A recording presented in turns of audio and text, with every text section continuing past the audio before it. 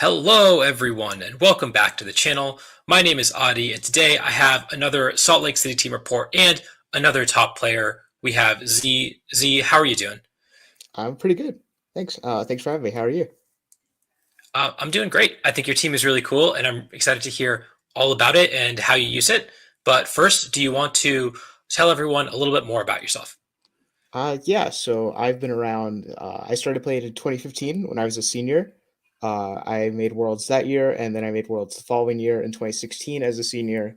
I aged up to Masters in 2017, and I got my first real top cut in 2018, and kind of had my break in 2019 with the GS Cup format back then. And I've kind of been casually hanging around since Gen 8. I started doing things on Smogon, where I eventually became the Smogon VGC leader, and I do a lot of work over there.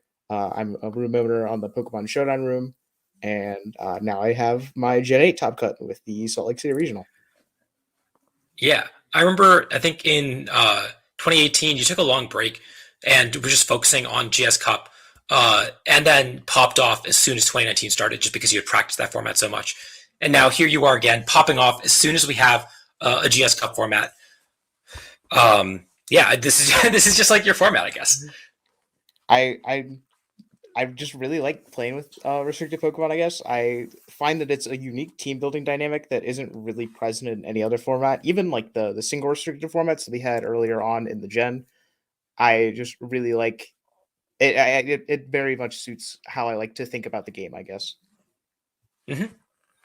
And so you used an Yveltal team. Can you talk me through why you chose to run this team and your team building process? Yeah, so the team building process was honestly really rushed. I was playing around with a lot of different things before the tournament. Dialga, Zogaleo, Palkia, and I was pretty convinced I was going to play Swordfish into the actual event because it was what I brought to the IC. I brought a Tornado variant, and then I started testing a Whimsicott variant, very similar to what Aaron Traylor had actually, like right before the tournament. And like the Tuesday or Wednesday of the tournament, Kyle Animus messages me and he's like, I've been playing a couple games with this on the ladder because I don't know what to do. And it was pretty much this exact six with a couple of set changes. And I took a look at it and I'm like, I don't like some of these sets. Let's make them a bit better and let's give it a shot because they look kind of pretty. And I kind of hit a roadblock with Swordfish. And so I did some tweaks to it and then we started laddering up and we had a very good run on ladder. And I'm like, you know what? No more Swordfish. This is what we're going to play. Awesome. And so this looks a lot like, I think people are calling it Snow's team from the IC. Did you take inspiration from that, or do you just like put the same six together or a similar team together on your own?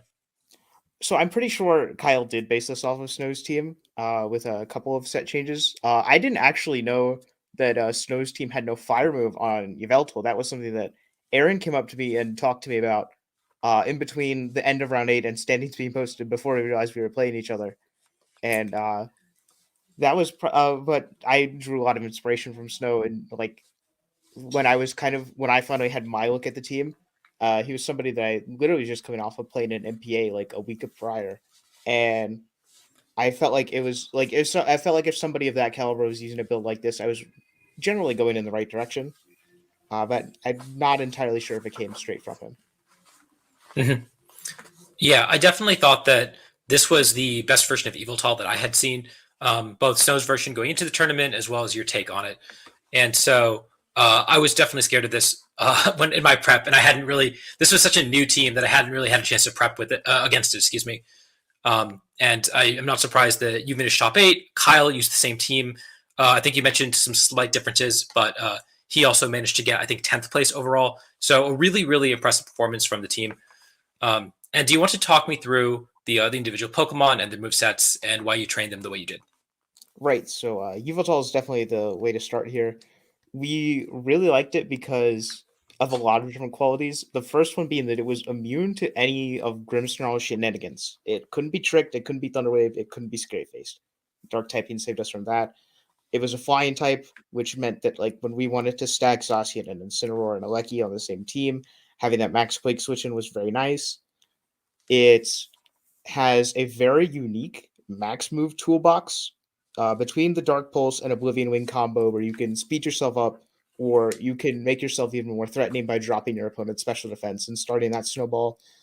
Heat Wave for Max Flare so you can check Rain and put pressure on Zacian, flip that matchup on its head. It's really, really one of the most interesting Pokemon when you're looking at restricteds that really want to Dynamax. Which is why we chose it specifically over the Assault Vest version, which I had some people ask about, but I just felt like that was too passive for our purposes here. The EV spread, it gives us a little bit of bulk, which really did come in handy during my tournament as I lived like a behemoth play at like 5 HP and then hit a heat wave to win the game. The special attack benchmark is 15 out of 16% chance to Oko 4 HP Zacian with Max Flare. So I kind of knew that if I ever played one and lived with a couple of HP, then it was probably a bit more of a bulky one. But still, even those could be picked up after an Electro Web. So it was a really, really nice, and I really love the Yveltal. Yeah, makes sense. I totally agree. I think the Life Orb set is way scarier than the Assault Vest set. I know I was talking to some people during the tourney, and they were saying that they expected to see a lot more Assault Vest, but I think there were only 2 Yveltal in top 32. There might have been more. I forget. But There you and were 4. It was me and there were Kyle, 4. and then Josh Meckham, who we also were playtesting with, and there was one other player that Mhm. had a similar team with this, with I believe like a Blastoise or a Mungus, but there weren't that many. Right. Yeah, Kevin. I played him as well in my Swiss rounds. And I forget what his set was, but it sounds like Life Orb was definitely the most common variant this weekend, and probably for the foreseeable future. Yeah, I definitely think it's the way to go. If anyone out there is looking to pick up Yveltal after this tournament, I would strongly recommend you go with the Life Orb variant. Hmm. And so, talk me through the rest of the Pokemon in your team. Okay, so moving forward with Zacian, this was a really cool. Like, I feel like Zacian. Mostly, we want to talk about the spread here, and kind of the really cool thing when you get to use Pokemon throughout a format and progress is you kind of find your comfort level with them, and how certain scenarios play out in your games. And one way I was able to apply this was in the IC. I played 90. I played 90 games because I maxed my games with both my carts, and I used a max HP Zacian spread with 148 speed EVs, which was just enough speed to creep the Zacian that outspeed Aleki at -1. And something I found was that I was kind of wasting a bit of EVs in that like every time I would be down in the red, I was like surviving with like 12, 14 HP. And so I cut 9 HP out. I went from 199 to 190. And I feel like that allowed me to, I believe I was at 76 attacks. So I gained like 4 attack points and a bit of speed. I bumped the speed up to 195, which allowed me to outspeed Venusaur after an Airstream boost, which did come into play because I did play a Venusaur my win in game, and I feel like the spread was honestly just perfect. I had a really solid amount of attack. Speed was great. I beat every like bulky Adamant Zacian that I played. Uh, and then in terms of the moves, I chose Play Rough over Substitute, which I believe was on Snow's variant. I liked Play Rough a lot. We felt like Palkia was going to be very big at this tournament, so we wanted that additional pressure. It's good for hitting Kyogre. Just I really think that Playoff was far better than Substitute ever could have been, and really Zacian was absolutely crazy. It was a great Pokemon. Yeah, I mean, it is undoubtedly, maybe not undoubtedly, but certainly the consensus best Pokemon in the format, the consensus best restricted, and there's a reason it's on almost every single team. I do agree with 3 attacks. I feel like Substitute, obviously, a really, really powerful move, especially when you're ahead. It helps you seal up games. But whenever you drop Sacred Sword or Play Rough, you just feel like you're missing coverage against some Pokemon or the other that you really need. Be it opposing Yveltal, be it Palkia, or on the physical side, or on the Sacred Sword side, Dialga, stuff like that, Ferrothorn. Although I guess you have a lot more answers. Did you ever consider dropping Sacred Sword? I actually did very, very briefly, but I was way too paranoid about Dialga, funnily enough. And Incineroar as well. Sacred Sword is a on standard, like the Incineroars that are especially defensive to take Dialga, Life Orb, Max Orbman. Those we have a 9 out of 16 roll to KO with +1 Sacred Sword from full HP, and I felt like that was something that could come up. And in the tournament, there were lots of times where I was Sacred Sword into full HP Incineroar at +1 attack. So I definitely think that it was worth it to keep. Mm-hmm. Yeah, definitely. And then, so moving on to the Amoonguss, I guess this is a pretty common set outside of the Yachi Berry. So do you want to talk me through why you chose the moveset that you did? Yeah, so in testing, one of the teams that I was very adamant that we needed to prepare for was Life Orb Kyogre, like the variant that came out of I believe Hyubare's team from the one of the ICs that had the Life Orb Kyogre and Grimmsnarl combo. And Yachi Berry was something that we really liked to be able to check that with having the ability to take a max ice and be able to sport back. Unfortunately, it was really useless in the tournament because between myself, Kyle, and Jacob Swilly, who also ran the team, uh, one out of those 25 total sets, Yashi Berry activated. Uh, the adjustment that I would recommend for this team in the future is probably Kova Berry, because it helps out a lot with opposing Landorus Therian, who have mostly switched to White Herb or Life Orb at this point in the format. Um, the EV spread lets you take Zacian Behemoth Blade always, and then the rest is in special defense to help out with things like Palkia. Because if they don't have something like a safety goggles, Taunt Thunderous, you can pretty safely get a Spore off on them. The speed IV is very important. It is 48 speed stat, which will always let you underspeed Kyrex Ice at in Trick Room with no boost. However, when you get a +1 speed boost after a max airstream, you outspeed Kyrex Ice, and that was very crucial for me to win one of my rounds in the tournament. So the speed came up huge. Seed Bomb, just a physical attack to stack up better against Max Quaking, Gastrodon, and Calm Mind Koger, and then everything else is pretty much standard. Yeah. I guess I talk about Seed Bomb a little bit in my team report, which you haven't seen because it hasn't come out yet. But Seed Bomb, really cool, just change that I don't think people fully appreciate just because it does hit like Max Gastrodon harder. It does hit the AV or Combined Kyogres that are becoming more common a lot harder. So I definitely think that's probably the default grass move, although I still see people running stuff like Giga Drain on it. Yeah, I definitely agree. Seed Bomb was absolutely great. I would not have wanted a special grass move at all. I think it would have been actually a detriment. Definitely run Seed Bomb. Did you consider running something like Pollen Puff instead? No, I feel like we always needed the grass move because this team does not really have many great answers to Gastrodon outside of it, especially a Max Gastrodon. I actually don't think anything is capable of outcoming it besides the Seed Bomb. So the grass move is always a consideration, and I really, really like to protect. Absorbing max moves is good. Blocking taunts, being able to switch out a partner Pokemon and protect, and then send it to Mungus and have offensive pressure with Fake Out plus Spore is a great resource that I feel like protect sets lack. So yeah, all in all, I feel like the Amogus is really, really good. Mm-hmm. And then I think one other funny thing about Yachi Berry that you mentioned in your written team report on your blog was that it helped with the Blizzard Palkia matchup, which you expected to see more often, which I thought was really funny because I had never seen anyone else use that other than you using it in, I think, an NPA set. And you're the reason that I ran Blizzard Palkia on my team. So it's funny that you thought that you were going to see more of it. And it ended up just countering like the team that me and 3 other people ran to this tournament. Yeah, I guess I got into my own head a bit about it after I ran it in MPA, and then I ran into it on the showdown ladder like a day or two later, and I'm like, oh my god, is this becoming a thing? You must have faced one of us. I don't think anyone else was running it. Wow.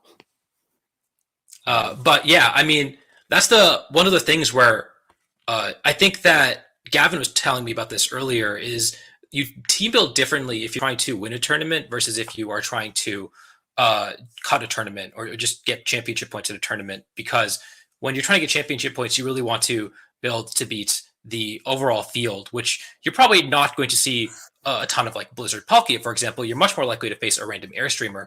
But once you make it to top cut, when you know or you have some insight into what other top players are going to be running, it makes more sense to run specific techs to beat those teams. And so I guess you had some insight into Blizzard Palkia growing a little more popular, partially because you innovated it. And so teching specifically for that, even though obviously no Blizzard Palkia has cut the tournament, I think makes some sense. And I don't know, maybe we'll see more of it in the future.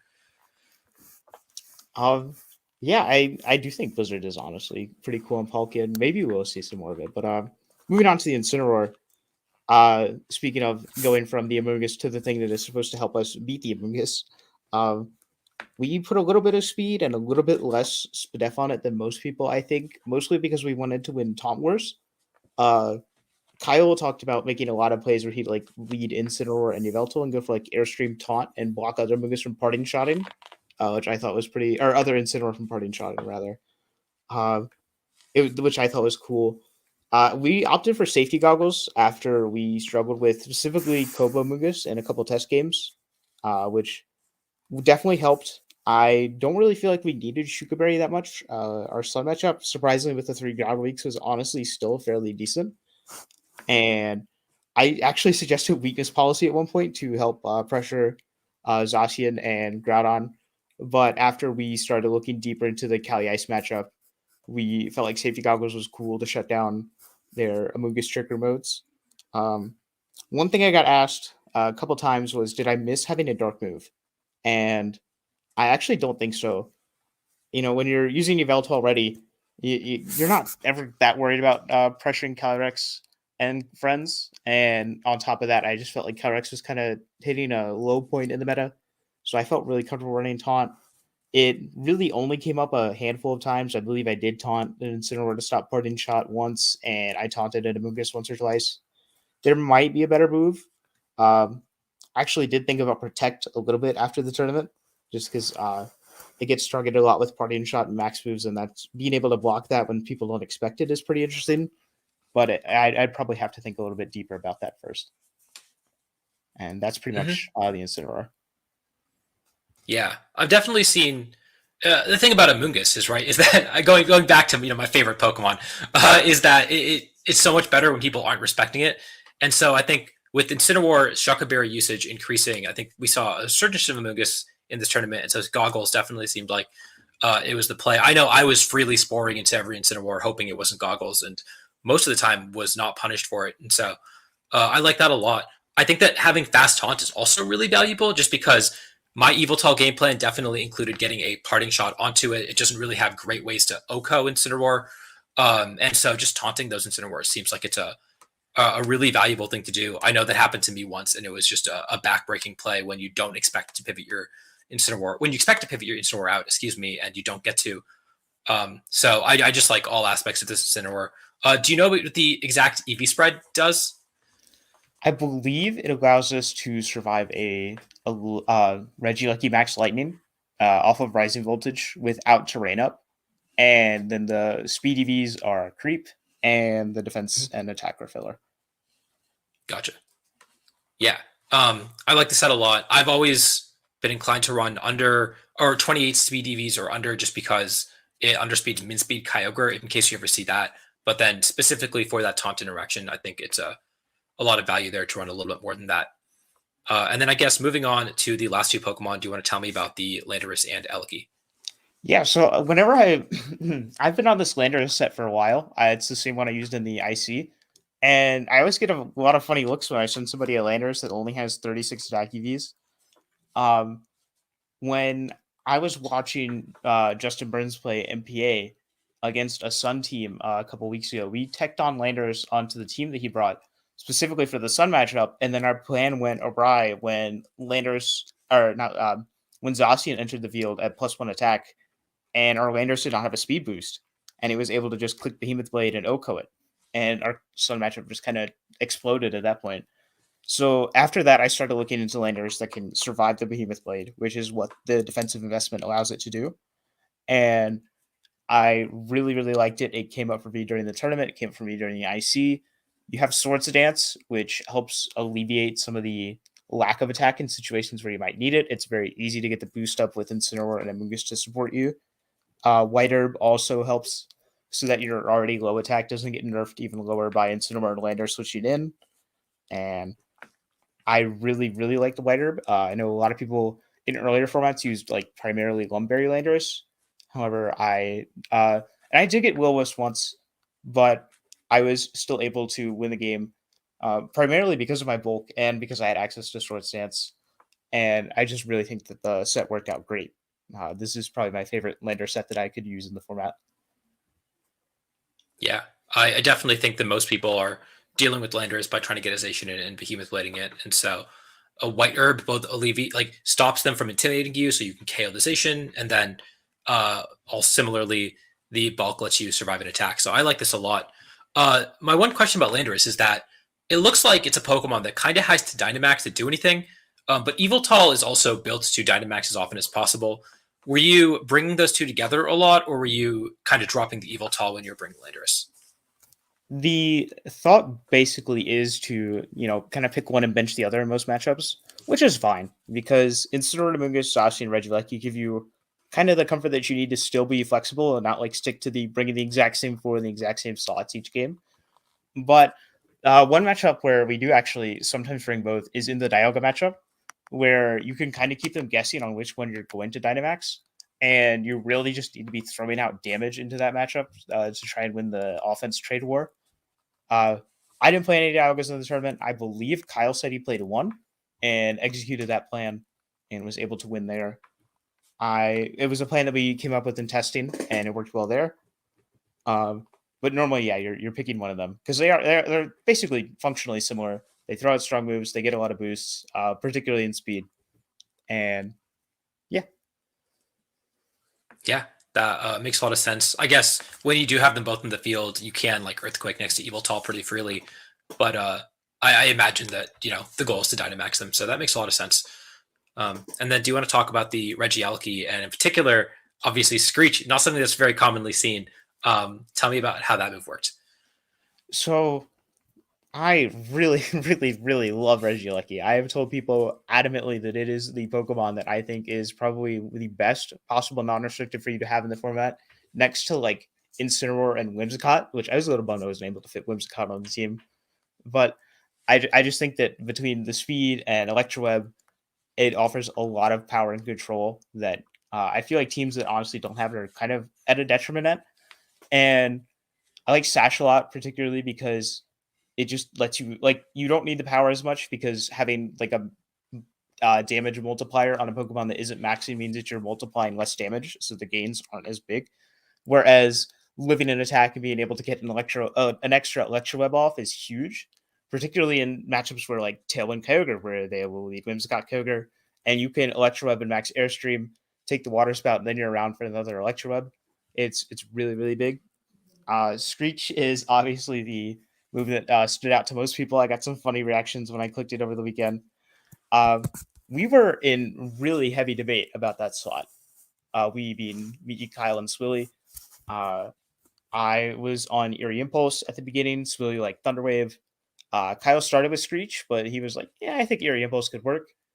And we kind of talked it out, and we came up with the reasoning that Screech would be good. It's very solid in two games where you would like to do something like lead Lucky Zacian and just like claim a kill and have the back max Yveltal.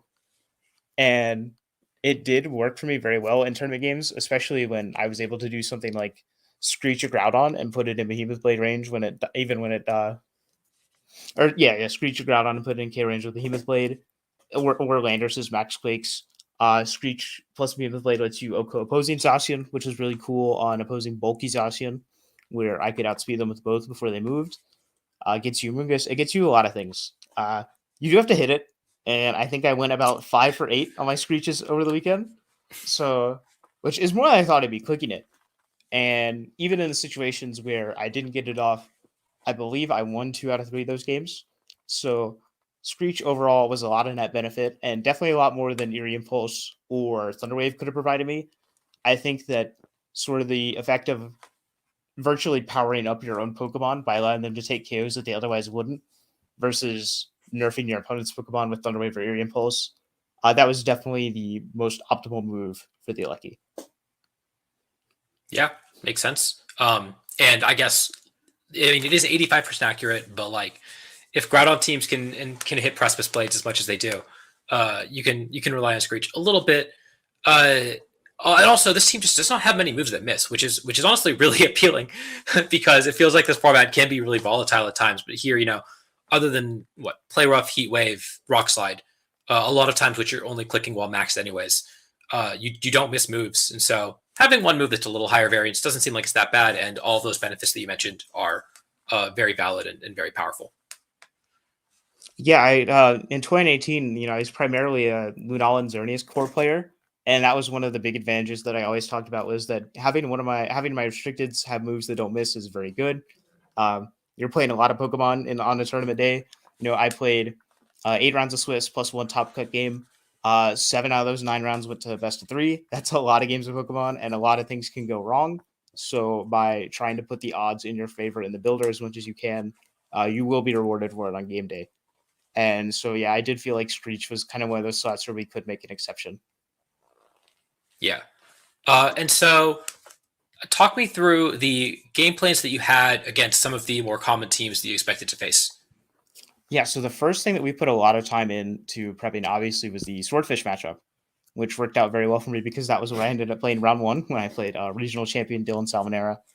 Uh, the main plan when going up into those is that you want to lead Lucky Yveltal and start with an early Yveltal Dynamax and kind of snowball them because they really just don't have a lot of good responses, especially like the balanced Swordfish teams instead of the Whimsicott Tailwind versions. And if you can just like apply a lot of early pressure, even if they are focusing on the late game Dynamax, generally the board is too far in your favor at that point in the game, and that's exactly what happened at the tournament. Something I actually did have to do in one of those games was max Incineroar once I realized my opponent benched Kyogre, and that was something that came up very rarely. However, it ended up winning me the game. In general, in Kyogre matchups, you're looking at a Yveltal max, and it's generally pretty early. In my top 8 game versus Aaron Trailer, I benched my Yveltal and Dynamax my Regieleki, which was something that we came up with after a bit of prep, and it is a totally viable option. However, you're primarily looking at Yveltal maxes for Swordfish. Yeah, makes a lot of sense. The Sun matchup was probably the next biggest thing, right? And obviously, so it placed first and third in the regional, and that's where the landers primarily came in. Like I remember being like, it was like 4 rounds in the tournament. I stood next to Kyle, and I'm like, I have not clicked the landers once, and then I brought it in like all 4 of my remaining sets throughout the day. Uh, it's just super solid into Sun. You drop an Intimidate. There's not a lot of things that can stop a +2 or +1 Landorus in Dynamax. Clicking Airstream boosts. Against the Charizard, you can apply a lot of pressure with Lucky and Landorus.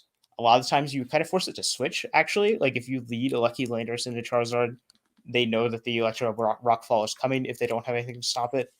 And you can kind of greed a Swords Dance in those situations. And if you do, the game just kind of ends because they don't have enough material to stop the Landers from snowballing, especially if you can switch in Zacian and get a speed boost on that and outspeed the Jolly Zacian that they typically run.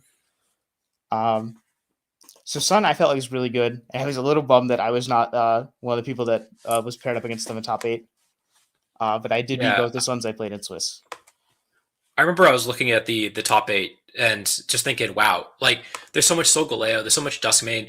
I having built the Palkia team or worked on the Palkia team that Alex used, I knew that Sun matchup was also very iffy, and I thought that your team was the only one that had a chance of beating all of these different Sun teams, other than maybe Aaron. And I was a little sad that you didn't get a chance to take on Chungjun or Joe, given how well they had played this entire tournament. I don't think you faced either of them in Swiss either, did you? No, I did not. I believe Yeah. Jeremy was the only player that I played in Swiss to end up top cutting. Mm-hmm. The Dustman I mean, I player. would have. Yeah, and he's also got a report on the channel right now. But I would have loved to have seen one of those matches. And I mean, hopefully, if the team picks up in popularity, we'll see something like this at Liverpool, at European Internets, or maybe just like an NPA, because that seems like a fun match to watch and something that maybe is one of the few teams that really can stand up to the dominant force that Sun has become over the last couple of weeks. Yeah, I felt like my win rate in it, obviously in the tournament, it was good. In test, it felt pretty good. I am not sure if Kyle lost any Sun, but I know he had a pretty stacked schedule, so I feel like if he did, it was probably just one of the more dominant players like Joe or John that was at the top tables. Mm-hmm. And so those are obviously the big two teams in the format right now. Were there any other teams that you had really prepared for? Yes. Palkia, Kali Ice, definitely number one. I was really scared that I was going to run into it. Players on my MPA team really liked it. It was all over high ladder. My friend Waka had been playing with it a lot, and I'm just like, I am going to play a Palkia Kelly Ice in this tournament, and I want a team that can beat it. And this has a really solid matchup by bringing Yveltal plus one of Amoonguss or Incineroar in the lead, and Zacian in the back. I didn't actually end up playing one. I did play a Kyogre Kelly Ice, and I was able to execute roughly the same game plan, which helped. But that's a very favorable matchup. Kelly Shadow, like hyper offense stuff, I wasn't too worried about balance because I felt like that build had kind of dropped off. But like the Whimsicott, Regieleki, Kyogre, Kelly Shadow core, I felt like we had a good matchup against. And I also felt like the Palkia matchup was pretty okay if you were able to sustain Dynamaxing 1 to 2 turns late. I felt like Palkia teams, if you could keep your Zacian a little healthy and save your Dynamax till the end game, because they're typically forced to max a little early, I felt like that was also pretty good. And I think that covers most of my tournament. I wasn't with Yveltal. I was very confident in like the niche matchups with like Sogaleo, although I did get beat by a Dustmane, so I guess that confidence might be a little misplaced. But overall, I felt like the team had a very good matchup spread, and I think it made a lot of sense to play into the current meta.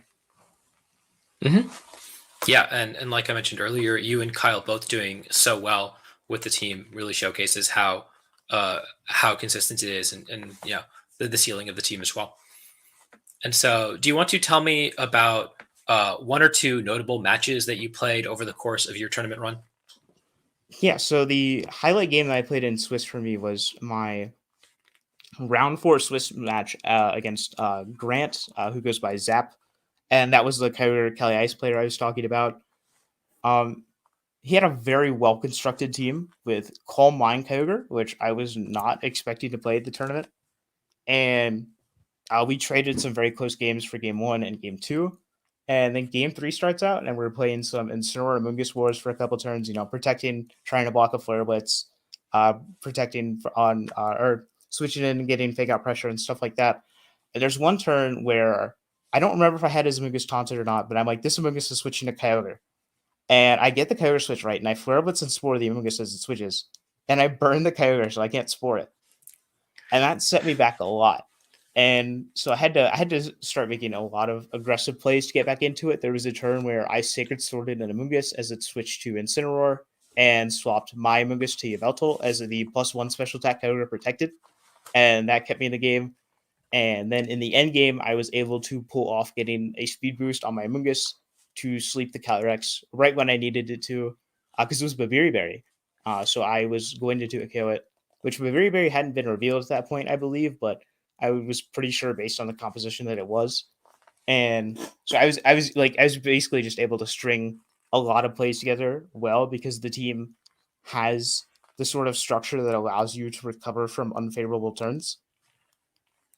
So I felt like that. Then that was like a match that gave me a lot of fuel to keep going throughout the tournament. Just like when you get plays like that, right? It really helps your mental going forward. So that I was really happy about. And then the other notable match has to be my one against Aaron. Kyle played against Aaron in Swiss and lost pretty bad. I believe he said the set was like 8 turns total. So I was so tired. I was prepping that night, and I'm like, this is just not going to go well. I'm just going to go to bed and say it is what it is. And then the stream starts, and I play my game, and I win game 1 because Aaron went with a mode that I was not thinking was like the Doomsday Scenario mode. Game 2, we go with Whimsicott Kyogre into Aleki Yveltal, and this is where Aaron's Cotton Spore makes a big difference. If there was no Cotton Spore, I think the game just kind of ends, assuming I hit my Electrowebs, which I didn't, but it wasn't that big of a deal because there was Cotton Spore anyways.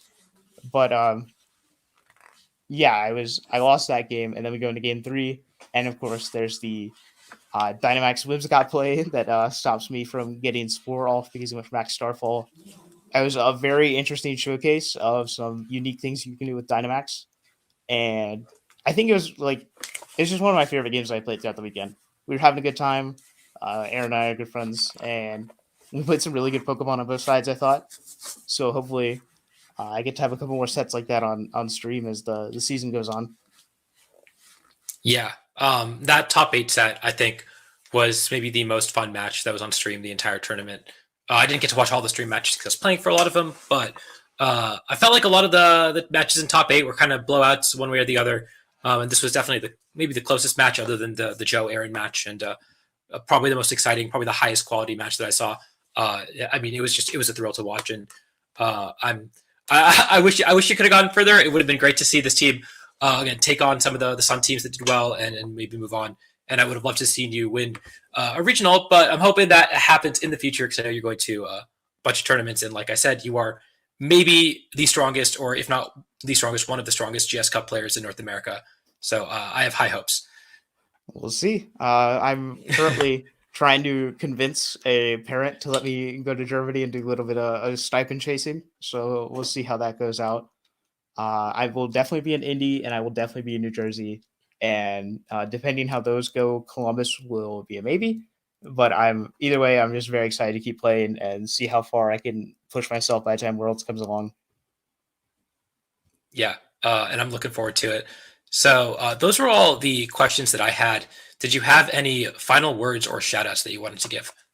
There's one last point that I wanted to comment on the team, because I had a couple people that would like see the team and they're like, "Oh, this is really standard. It's not really and special, yada yada yada," and like I don't really like that's not something I take offense to. It's a very fair claim.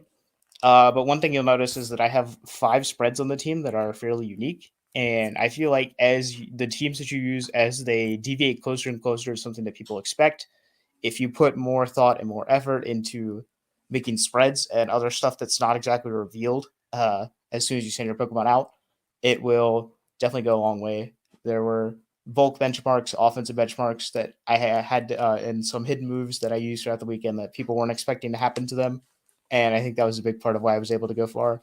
So as the meta progresses, if you're using teams that end up more on the standard side, maybe keep that in mind in team building. As far as shout outs to the Sableye fan club. I was initially planning to bring Sableye to this regional about 3 weeks ago. That obviously didn't end up happening, but that was sort of what our prep group eventually became named as, the Sableye fan club.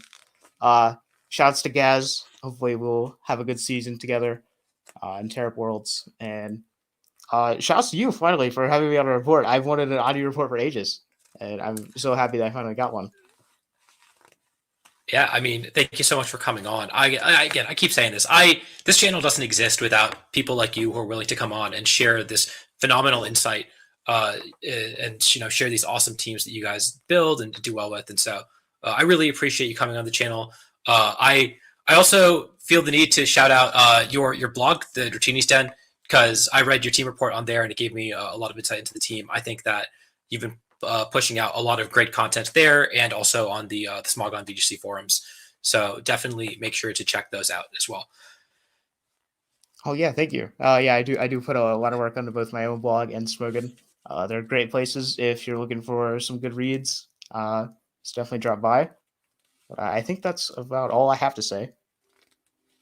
Yeah, well, thank you so much for coming on again. Congratulations on your run. And until next time, I will see you all later.